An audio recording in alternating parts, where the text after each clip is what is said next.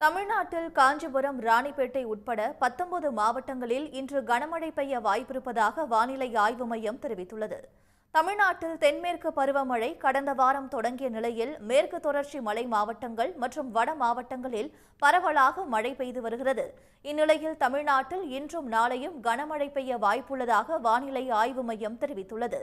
அதன்படி இன்று நீலகிரி, கோவை, திருப்பூர், கரூர், திண்டுக்கல், தேனி, ராணிப்பேட்டை, காஞ்சிபுரம், செங்கல்பட்டு, திருப்பத்தூர், திருவண்ணாமலை, விழுப்புரம், கடலூர், மயிலாடுதுறை, கிருஷ்ணகிரி, தர்மபுரி, சேலம், நாமக்கல், திருச்சி ஆகிய 19 மாவட்டங்களில் கனமழை பெய்யக்கூடும் என்று வானிலை ஆய்வு மையம் கணித்துள்ளது. இதேபோல நாளை கிருஷ்ணகிரி, தர்மபுரி, ஈரோடு, நீலகிரி, கோவை, திருப்பூர், திண்டுக்கல், தேனி ஆகிய 8 மாவட்டங்களில் கனமழைக்கு வாய்ப்புள்ளதாகவும் தெரிவிக்கப்பட்டுள்ளது. உடனுக்குடன் செய்திகளை தெரிந்து கொள்ள சன் நியூஸ் பெல் ஐகானை கிளிக் பண்ணுங்க.